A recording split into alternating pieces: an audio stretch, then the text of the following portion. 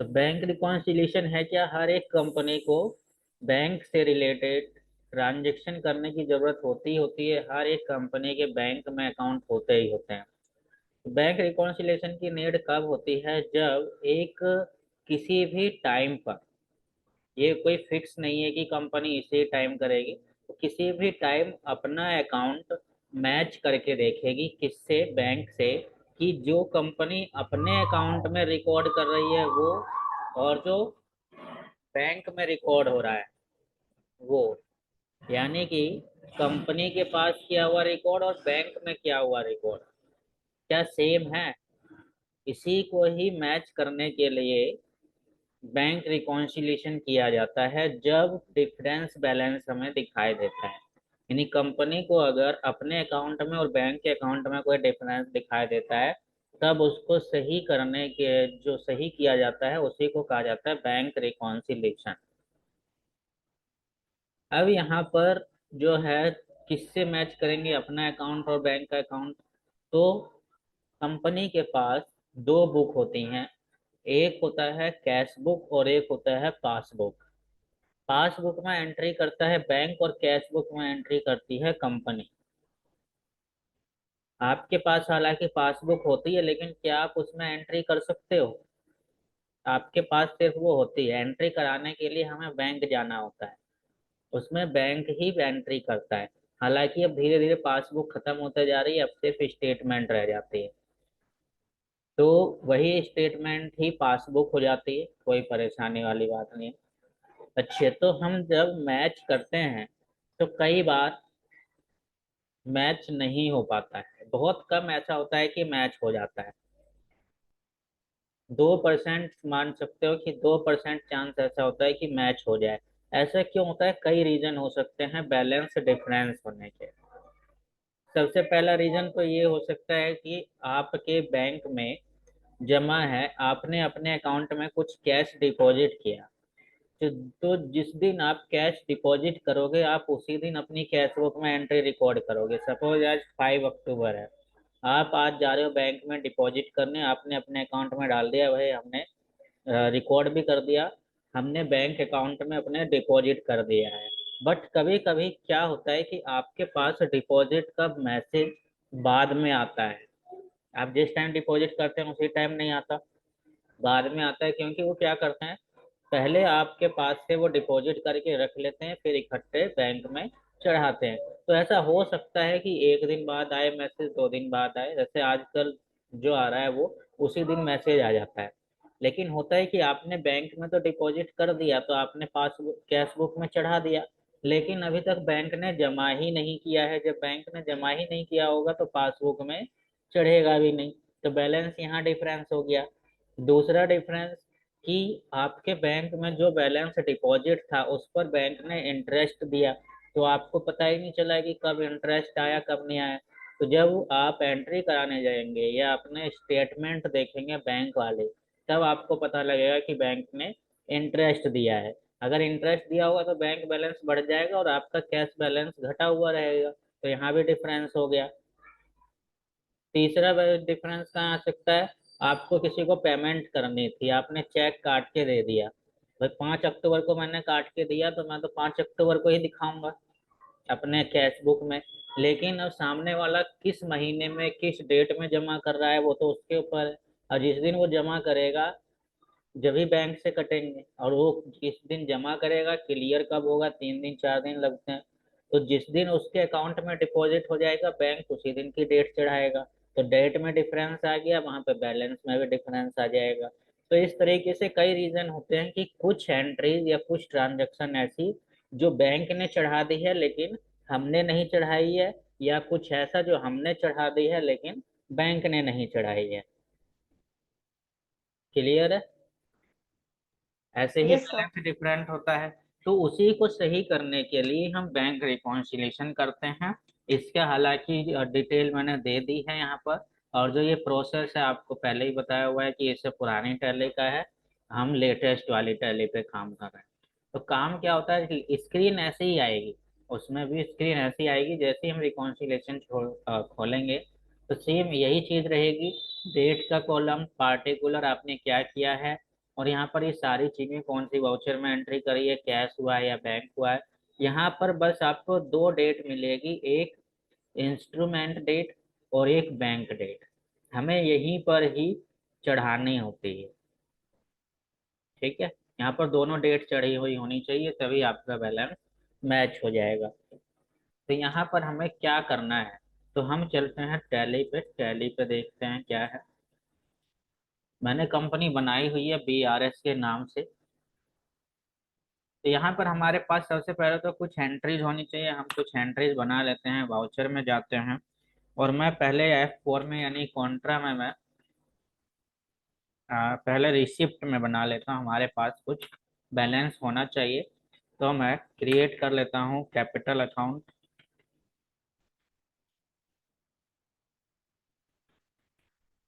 Capital account के अंदर में सपोज मैंने यहाँ पर 1 लाख रुपीज डाल दिया एंड कैश को डेबिट कर देते हैं। ये हमारा हो गया। अब मैं कुछ बैंक में डिपॉजिट कर देता हूँ, यानी कि कॉन्ट्रा में। तो कैश बैलेंस घट जाएगा। तो हमने यहाँ पर 10,000 रुपीज सपोज बैंक में डिपॉजिट किया, और उस बैंक का नाम था SBI, तो हमने SBI डाल दिया है बैंक अकाउंट। ऐसे ही मैं किसी और बैंक में भी, यहाँ पर अमाउंट आ चुका है तो यहाँ पर डाल देते हैं भाई, 2,000 के 5 नोट थे, हमने कर दिया। एक डिपॉजिट ये कर दिया, एक और डिपॉजिट कर देते हैं किसी और बैंक में, इसमें 5,000 कर देते हैं। और इसको हम PNB में कर देते हैं, बैंक अकाउंट। इसको भी हमने कर दिया। इसमें भी आ जाएगी आपके से, यहाँ पर डिटेल आती है इंस्ट्रूमेंट नंबर वगैरह, जब चेक होगा तब आपका आ जाएगा वहाँ पर चेक नंबर डालने के लिए, अदरवाइज हम ऐसे ही डाल देंगे। यहाँ पर मैंने डाल दिया है 10 नोट 500-500 के, बैंक नेम वगैरह डालना है तो वो भी आप डाल दीजिएगा।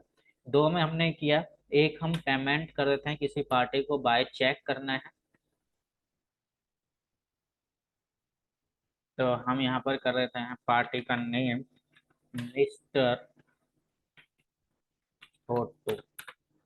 सन्डे क्रेडिटर्स कर देते हैं। और यहाँ पर उसको सपोज अभी 1,000 रुपीज ही देने हैं। ऑन अकाउंट ही रखना है यहाँ पर, क्योंकि डायरेक्ट पेमेंट हो रही है। तो चेक से देना है, तो कौन से बैंक का चेक है वो हम यहाँ पे सेलेक्ट कर लेंगे। सपोज PNB का है, हमने ये दिया।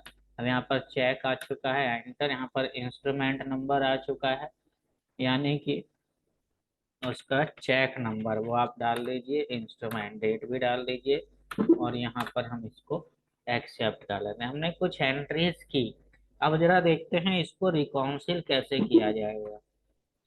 तो यहाँ पर जाना है आपको गेटवे ऑफ टैली पर, और बैंकिंग में जाना है। हमें बैंक इसमें चढ़ाना पड़ेगा पासबुक में देख करके। ठीक है, तो यहाँ पर हमने PNB में किया, तो यहाँ पर देख सकते हो क्या क्या आ रहा है। सिर्फ एक एंट्री आ रही है मिस्टर छोटो के नाम से। यहाँ लिखा हुआ है bank not configured for cheque printing, यानी कि बैंक ने अभी उसको नहीं किया। जो हमने किया नहीं तो वो कहाँ से प्रिंटेड हो जाएगा। तो इसीलिए यहाँ पर दिखा रहा है 1,000 का डिफरेंस है। इसको क्या करना है आपको,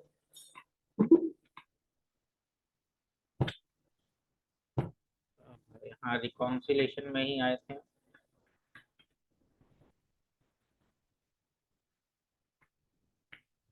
अच्छा, चेक प्रिंटिंग में आ गए ना, चेक प्रिंटिंग में नहीं आना है। यहाँ बैंकिंग में जाना है और बैंक रिकॉन्सिलेशन करना है।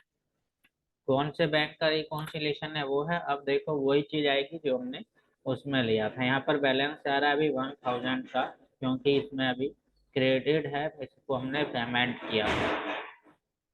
अब यहाँ पर दो डेट है, एक इंस्ट्रूमेंट डेट और एक बैंक डेट। ये जो ट्रांजेक्शन की हुई है वो तो सारी रिकॉर्ड यहाँ पर है ही। अब बैंक डेट भी हमें चढ़ानी पड़ेगी। क्या अपनी मर्जी से चढ़ाएंगे? अपनी मर्जी से नहीं चढ़ाएंगे, आपके पास बैंक स्टेटमेंट होनी चाहिए, आपको वो डेट यहाँ पर चढ़ानी है। तो अब कैसे चढ़ानी है, तो जो पासबुक में आपके डेट है वही यहाँ पर चढ़ा दीजिए। और सपोज यहाँ पर 2 अप्रैल को बैंक ने चढ़ाई है तो 2 अप्रैल डाल दीजिए। लास्ट में चढ़ाई है सपोज यहाँ पर 31 अप्रैल टू 30 का ही होगा, 31 मई कर देते हैं, 31 मई को इसको हमने कर दिया। मेन चीज यही था कि आपको डेट इसकी चढ़ा देनी थी। अब ये दोनों डेट चढ़ चुकी है, यहाँ पर बैलेंस जो है जो भी है यहाँ पर खत्म हो जाएगा। यहाँ पर है बैलेंस एज पर बैंक, अभी सब कुछ फिनिश है। ये तो ये वाला दिखा रहा है क्रेडिट और डेबिट का, ठीक है। तो यहाँ पर जो है मेन बीआरएस में करना क्या होता है, बैंक की डेट चढ़ानी होती है। कैश की डेट तो आपकी आएगी ही आएगी, बस बैंक ने जिस डेट में उस बैलेंस को अपडेट किया है वो वाली डेट यहाँ पर हम मेंशन कर देते हैं। क्लियर है रिश्ता। इसी तरीके से यस एसबीआई, सर। इसी तरीके से एसबीआई भी है।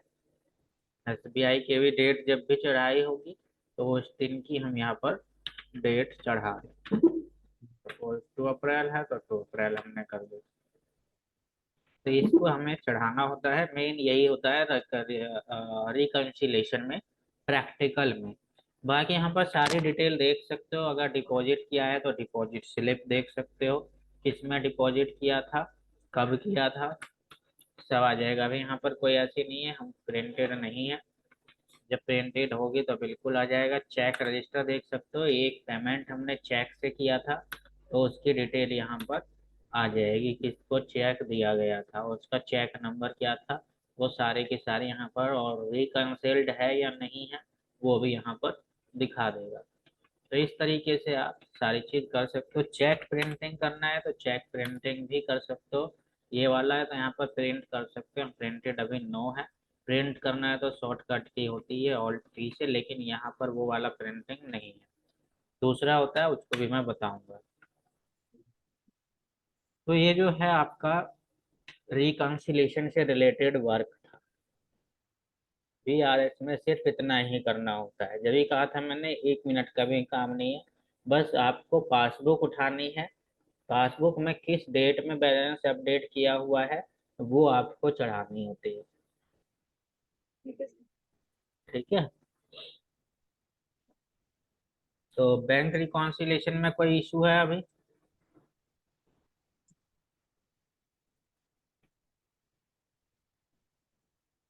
सेम ये स्क्रीन आ रही थी, वही चीज है, यहाँ पर कोई डिफरेंस नहीं है, बस खाली थोड़ा सा प्रोसेस चेंज हो गया है, उसमें फंक्शन कहीं और होते थे, यहाँ पर कहीं और है। ये वाली भी स्क्रीन मैंने आपको दिखा दी। अब प्रिंट कैसे होगी वो यहाँ पर कर देना है, ठीक है। यहाँ पर जैसे प्रिंटिंग करना था, प्रिंट करना है तो यहाँ पर क्लिक पी कर दो या फिर आप प्रेस ऑल्ट पी कर सकते हो। प्रिंट रिपोर्ट जैसे प्रिंट करोगे डिपॉजिट स्लिप भी यस हो जाएगी, जैसे कि यहाँ पर आ रहा है डिपॉजिट स्लिप, इस तरीके से कुछ आ जाएगी इसकी स्लिप, और इसको प्रिंट कर दोगे तब वहाँ पर यस हो जाएगा। पेमेंट एडवाइस भी यहाँ पर दिया हुआ है, इसकी सारे की सारे डिटेल आ जाती है। तो इसको भी एक बार देखना, और उसमें जितने भी फंक्शन है वो सारे के सारे करके देख लीजिएगा, ठीक है। Okay sir. तो जरा अभी पीओएस पे आते हैं, इसको भी देखते हैं। पीओएस यानी पॉइंट ऑफ सेल, ये है क्या चीज, नाम सुना है कभी पीओएस का? No sir. पीओएस ये सब काम आते हैं ज्यादातर छोटी छोटी दुकानों पे, क्योंकि जहाँ पर छोटी शॉप्स हैं वहाँ पर कंप्यूटर लेके लोग नहीं बैठते हैं। हालांकि हम टैली में जो कंप्यूटर में ही करेंगे, लैपटॉप में ही करेंगे, ये इसमें बता दिया जाता है ताकि आपको तरीका पता लग जाए। या फिर हम छोटी शॉप पे भी कर सकते हैं, बड़ी शॉप पे भी इसको यूज कर सकते हैं, कोई इशू नहीं है। पीओएस का मतलब क्या होता है कि हम जिस टाइम सेल करते हैं उसी टाइम एक बिल दे देना, वो भी इनवॉइस ही है। लेकिन अब उसमें हमें क्या चीज डिफरेंट मिलेगी, डिफरेंट ये मिलेगी कि अब इसमें आपको वो डिटेल भी डालनी है, जैसे कोई अगर डेबिट कार्ड से पेमेंट करता है तो डेबिट कार्ड की भी डिटेल आ जाएगी, क्रेडिट कार्ड से करता है उसकी भी डिटेल आ जाएगी, चेक से कोई कर रहा है उसकी भी डिटेल आ जाएगी। क्योंकि आजकल क्या होता है कि रेस्टोरेंट वगैरह में चेक डेबिट कार्ड से पेमेंट कर देते हैं, कोई जाता है तो सीधा डेबिट कार्ड दे देते हैं, है ना। तो वो चीज हम इसमें रिकॉर्ड करेंगे। यहाँ पर लिखा भी हुआ है, point of sale could mean a retail shop, a checkout counter in a shop और एनी अदर लोकेशन। कहीं भी यूज हो सकता है ये, कोई परेशानी वाली बात नहीं। इसमें यहाँ पर हम ये भी देखते हैं कि जैसे वाउचर्स मिलते हैं हमें, हम ऑनलाइन पेमेंट करते हैं कोई ट्रांजेक्शन की, तो हमें एक वाउचर मिल जाता है, जैसे अमेजोन वाउचर, आप ये खरीदोगे तो आपको इतने का डिस्काउंट मिल जाएगा। तो हर एक वाउचर को हम यूज भी कर लेते हैं कभी और नहीं भी करते हैं, तो उसकी भी डिटेल आ जाती है। अगर कोई रेस्टोरेंट या कोई ऐसे शॉप जो वाउचर एक्सेप्ट करता है, उसकी भी डिटेल हम यहाँ पर डाल देते हैं। ये सारा प्रोसेस यहाँ दिया गया है, इसी प्रोसेस पे काम करना है हमें। ठीक सेम यही स्क्रीन भी आएगी, बस कुछ चेंजेस है, पूरा का पूरा चेंज नहीं होता है लेटेस्ट वाली टैली में, और पुरानी वाली टैली में ज़्यादा चेंजेस नहीं। तो एक बार मैं आपको पीओएस पे भी लेके चलता हूँ, पीओएस भी कर लेते हैं हम। एक कंपनी चाहो तो न्यू बना लो, अदरवाइज मैं इसी में ही कर लेता हूँ, न्यू बनाने की मुझे ज़रूरत नहीं है। तो उसके लिए आपको करना क्या है, क्रिएट में जाना और ये वाउचर टाइप आपको करना पड़ेगा, वाउचर बनाना पड़ेगा पीओएस का। अभी नहीं होगा, बाद में।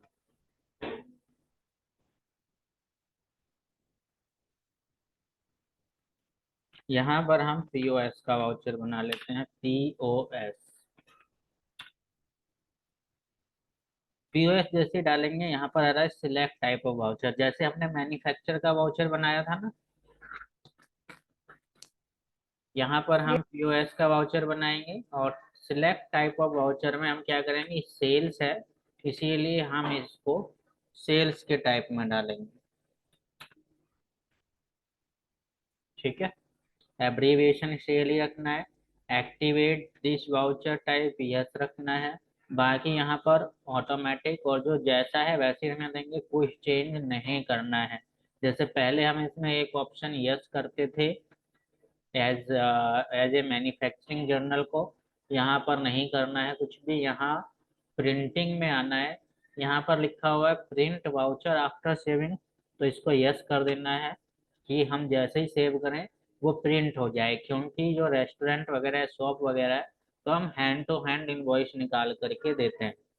अब यहाँ पर use for POS invoice, invoicing के रूप में यस कर देना है इसको। और यहाँ पर दो मैसेज टाइप करने के लिए आ रहे हैं, जो कि हमारे इनवॉइस के एंड में आए। तो कुछ लाइन आप ऐसी डालना चाहते हो तो डाल सकते हो, जैसे कि मैं फर्स्ट लाइन डाल देता हूँ।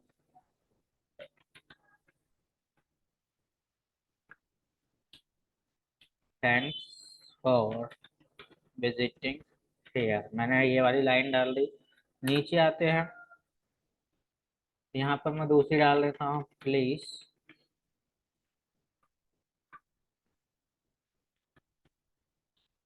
डोंट फॉरगेट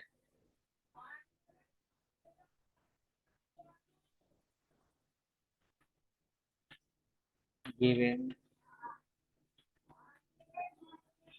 रेटिंग, ये मैंने डाल दिया। यहाँ पर आप चाहो तो अपनी मर्जी से कुछ भी डाल सकते हो, कोई दिक्कत नहीं है। यहाँ पर टाइटल टू प्रिंट आप डाल सकते हो, जैसे कि मैंने यहाँ पर डाल दिया है ये।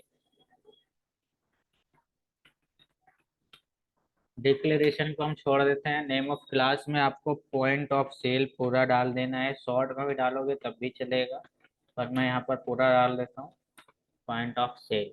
अब जैसे ही उसको करोगे तो यहाँ पे कुछ और ऑप्शन खुल जाते हैं, यहाँ पर सारे ऑप्शन आ रहे हैं। क्या क्या, गिफ्ट वाउचर्स, जिनकी मैं वाउचर्स की बात कर रहा था। अगर आप वाउचर्स भी एक्सेप्ट करते हो तो यस कर दीजिए, अदरवाइज नो कर सकते हो एंड टाइप करके। अब वो किसके वाउचर्स आप एक्सेप्ट करते हो, अगर किसी एक के, जैसे हम सिर्फ अमेजोन के ही एक्सेप्ट करते हैं, फ्लिपकार्ट के ही करते हैं, सन ग्लासेस के ही करते हैं, तो यहाँ पे डाल सकते हो। अदरवाइज अगर सबके करते हो तो यहाँ पर नॉट एप्लीकेबल डाल दीजिए। क्रेडिट डेबिट कार्ड भी एक्सेप्ट करते हो तो यस। और यहाँ पर कौन से बैंक के करते हो, अगर किसी एक बैंक के ही करते हो तो वो यहाँ पर डाल दीजिए। अगर सबके करते हो तो नॉट एप्लीकेबल। इसी तरीके से चेक भी है और इसी तरीके से कैश भी है। अब यहाँ पर है लेजर, तो लेजर में क्या डालना है, यहाँ पर लेजर में डालना है सेल, ऑल्ट सी करके बना देना है।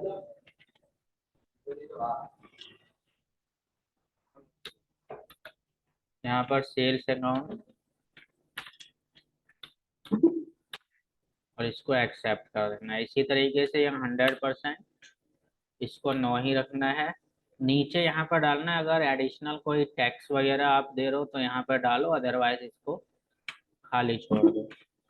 तो इस तरीके से आपका पीओएस वाउचर भी बन जाता है। अब आगे इसमें ट्रांजेक्शन करने के लिए आपको वाउचर में ही आना है। सेल करना है तो सीधी सी बात है, F10 F8 में, और यहाँ पर पीओएस सेलेक्ट करके जो क्लास दिया था वो हम ले लेंगे, पॉइंट ऑफ सेल। सेल का पूरा फॉर्मेट यहाँ चेंज हो गया। Yes, sir. यहाँ पर आते हैं पार्टी अकाउंट नेम में, किसको सेल कर रहे हो वो डाल दो, हमने पार्टी बनाई रखी है इसी को ही ले लेंगे। यहाँ पर नेम ऑफ आइटम, क्या चीज़ सेल कर रहे हो, सपोज मैं एक बुक कर रहा हूँ। अंडर वगैरह अगर आपके पास है दिया हुआ तो डाल दीजिए, नहीं तो ज़रूरत नहीं है। मैं यहाँ पर यूनिट डाल देता हूँ, नंबर।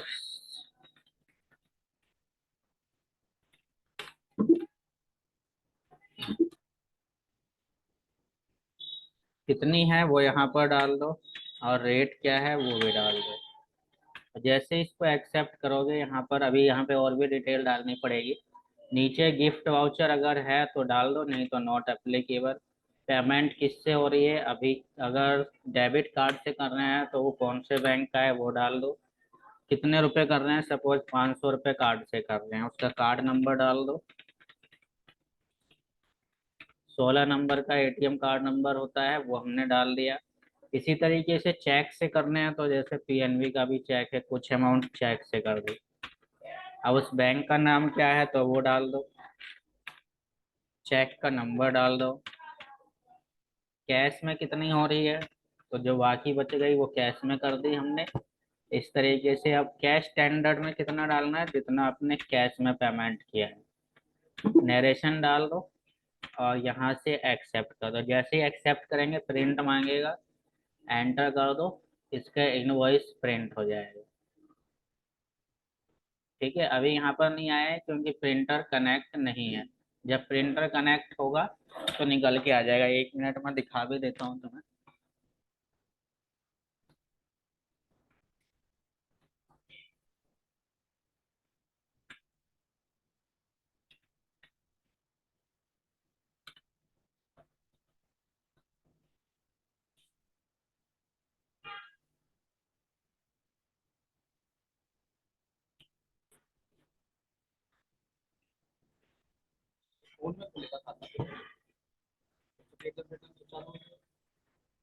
सही बता रहा हूँ।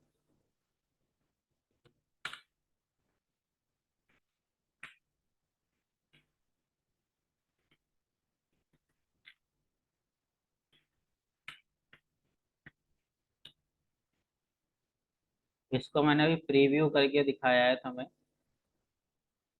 इस तरीके से कुछ ये निकल जाएगा, सारी डिटेल यहाँ पर आ जाती है, डेबिट कार्ड की डिटेल भी और बाकी डिटेल भी दिखाई दे रही है ना तुम्हें। Yes. प्रिंट करना है तो यहाँ से प्रिंट कर दो, मेल करना है तो नीचे मेल भी है, मेल भी कर सकते हो सीधा।